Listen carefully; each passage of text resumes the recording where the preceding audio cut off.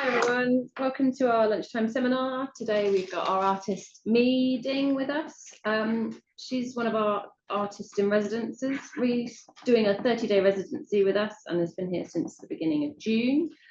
She comes from an architecture and design background and is going to talk to us today about bridging between design and art.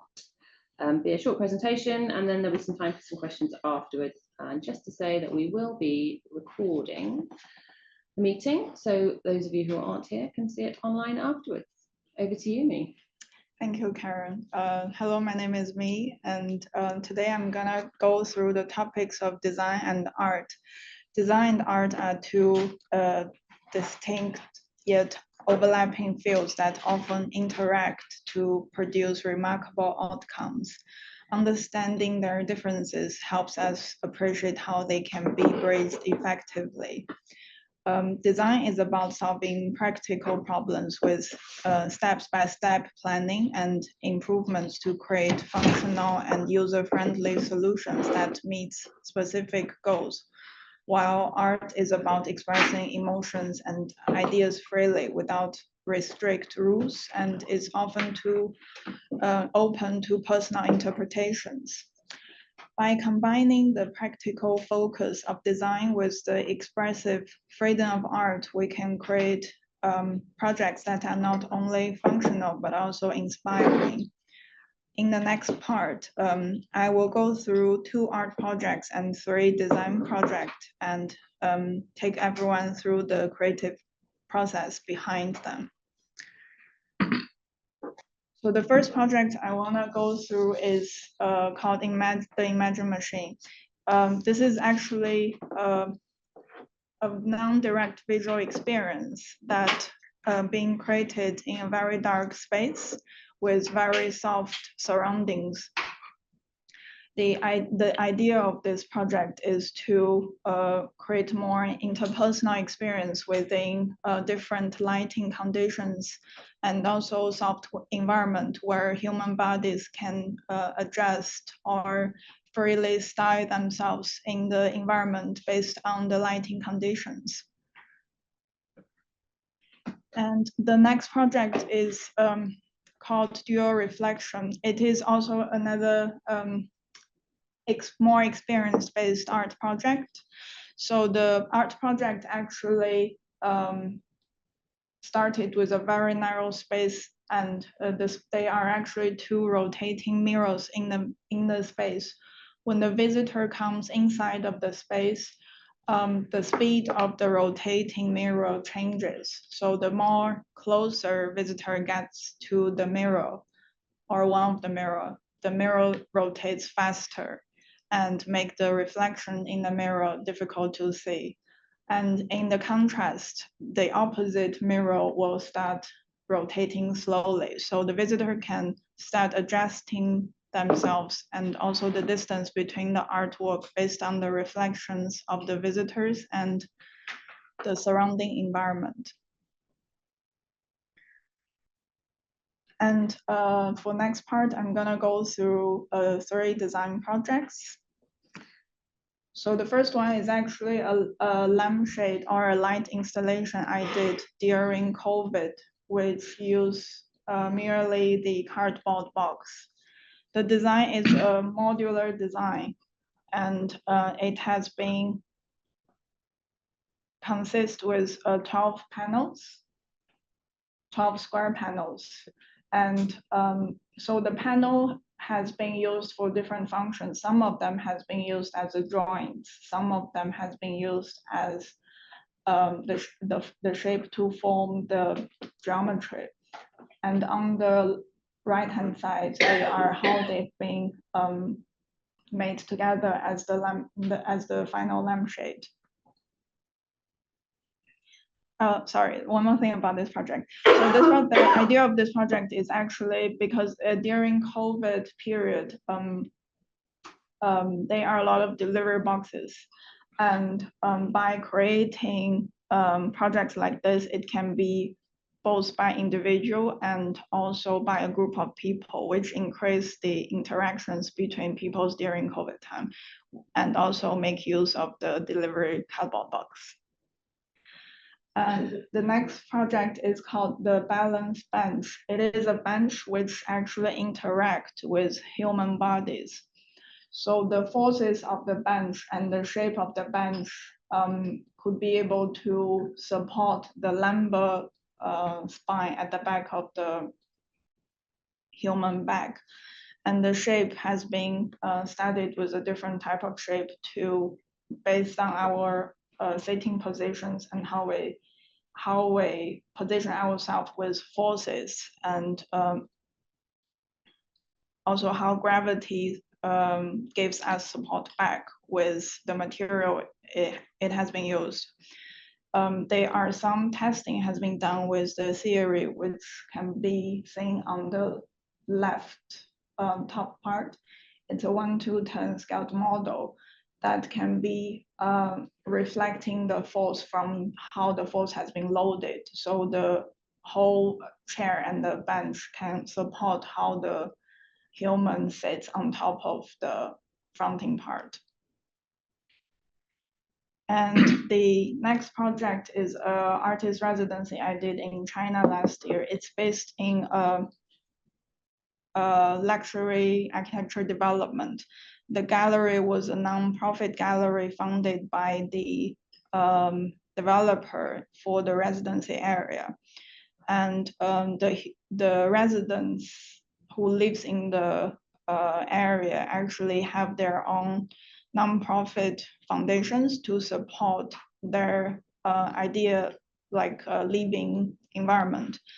And also it formed a culture of, so the place is called Lax Lake, and they formed a culture of Lax residents in the past 10 years.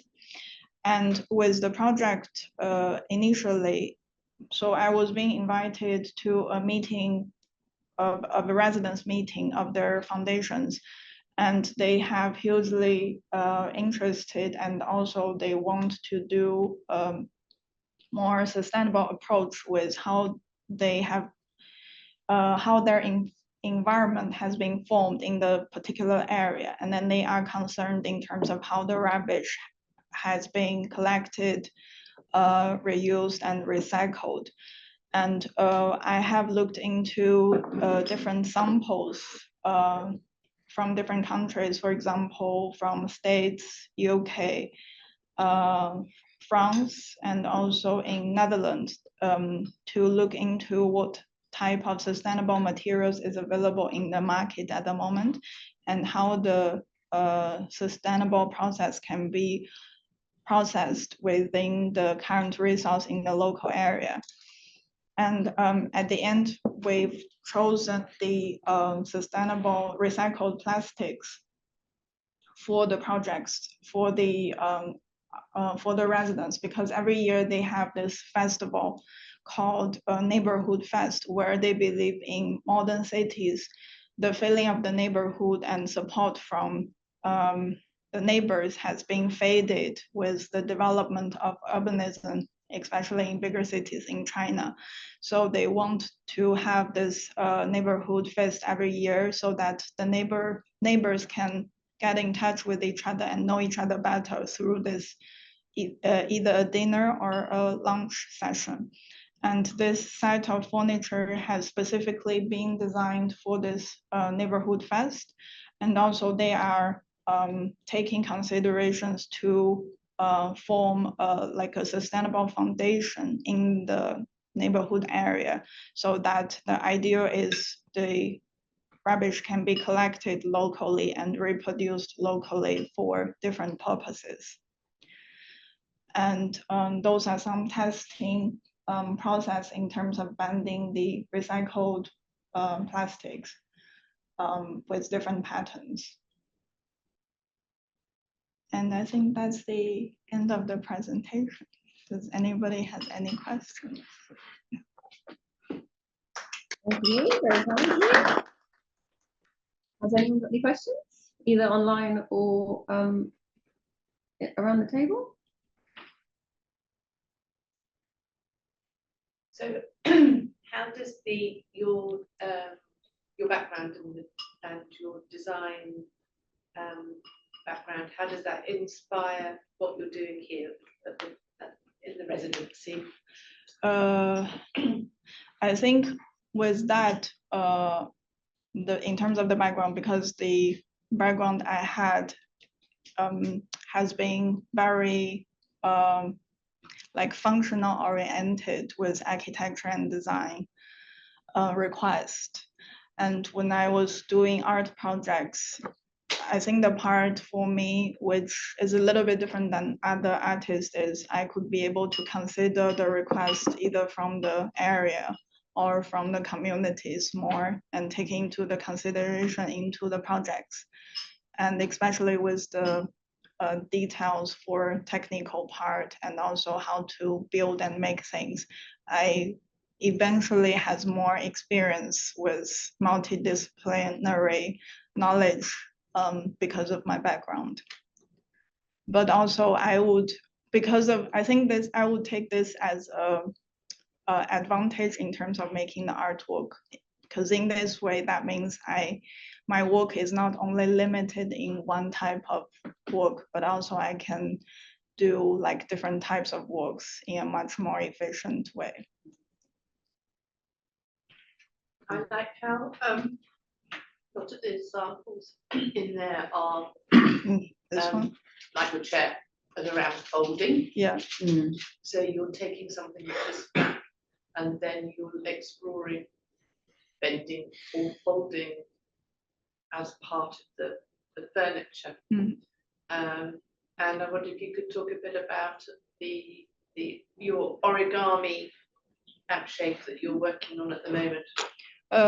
Yes, I think so. With the folding and bending process, I think is a very easy process to make a geometry or a small furniture or object in terms of the making process, especially with origami techniques, because it's easy to be made if the right materials has been selected, and also it doesn't require a lot of analyze for the loadings and etc. It will require certain level of like exercise with loadings and how force has been applied, but it doesn't need a very strong like technical support, because the form can be tested with smaller scale materials directly, which means that we could be able to see the effect of the design immediately.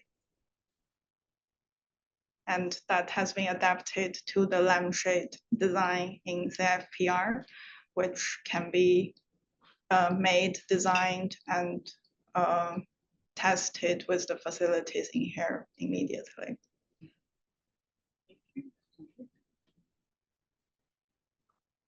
Yes. You've obviously worked with quite a lot of different materials, like plastic here, and then on the residency at CFPR, you've done the paper and the metal, and looking at clay now. Do you have a preference to material, or is it just whatever's sort of fit for purpose? I think the way how I look into material is, for example, each material has its own materialities, and their materialities can be adapted in different scenarios with different design, which can be, and those parts can be customized based on specific design requirement.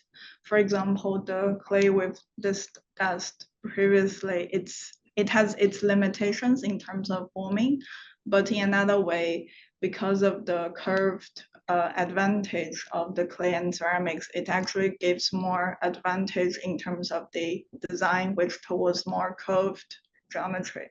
So I think that's a good way to actually make use of the materiality of the specific material to maximize the materials, the advantage of the materials into the design.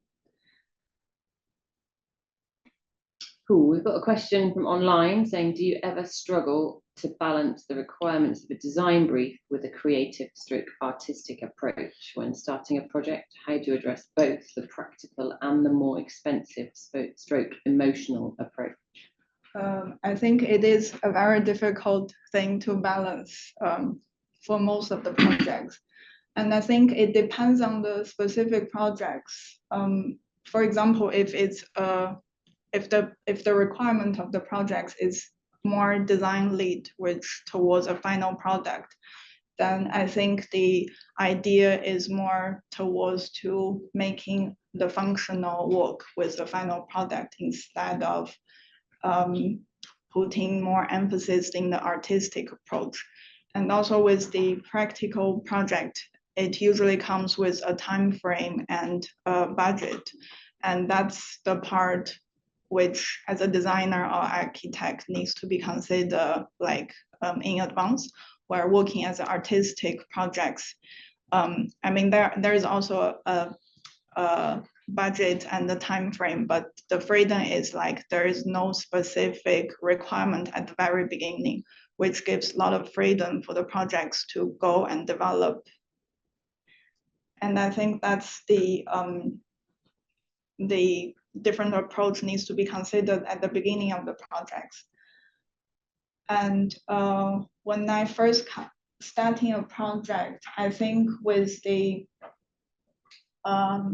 emotional approach and practical part, it is quite difficult to balance. But what I found interesting is if the two different aspects has been listed and considered in a more logic way at the very beginning, and the advantage and disadvantage of the material time frame has been analyzed like at the very beginning of the projects, it's easier to balance these two aspects when the project develops, where I found it a little bit difficult to manage this, to balance these two processes if this two direction has not been set or considered at the beginning of the project. It will be more confusing for the designer and with the design process when it develops. There you go. Could I add to my question? What does the artistic approach add to your design work?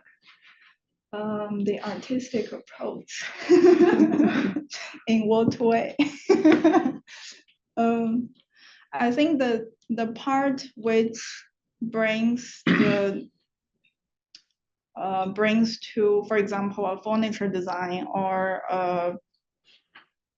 object design like a lampshade, the artistic approach that brings to the object is how we use it and how we see it. For example, if when I was doing the recycled furniture projects, the idea actually comes to, for example, if the children in the neighborhood area go up with the furniture that made from the recycled plastic, it's a different impression than if you grow up in a place where your furniture has been made from, let's say, wood or metals, because it will give you a different environment and feelings towards how people sense their environment and how you receive the information from the material and the objects around you. And that's more emotional than objective from the human perspective.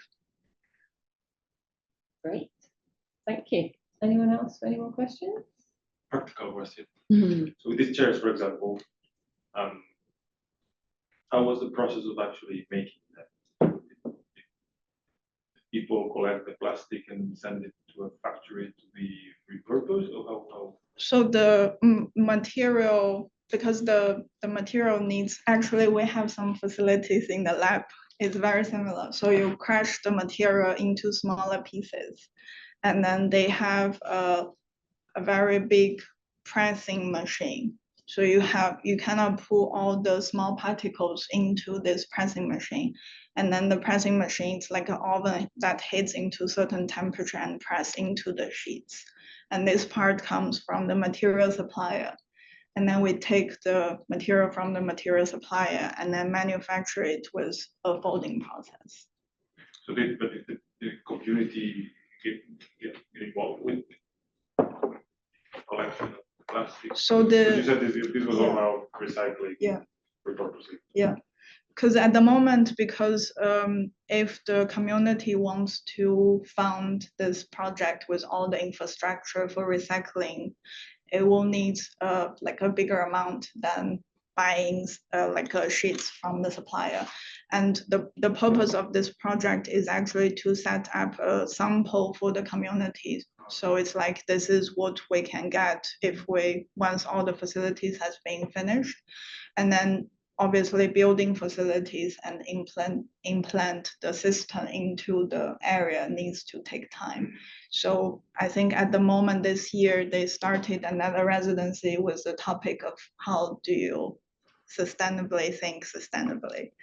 And that's the next level of the topic being expanded into a wider range.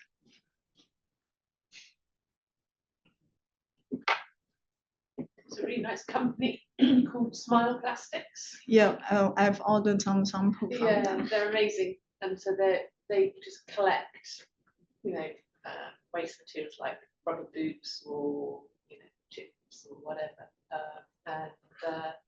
Then they kind of chop them up and then put them into really nice panels. So you can put them in kitchen splashbacks or bathrooms or wherever. It really does look amazing, doesn't it? Yeah.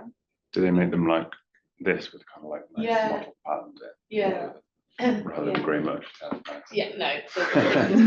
And they're typically colour coded as well, which is quite nice. Yeah, each company, they have their own patterns, but it's quite similar to this Yeah. type of pattern.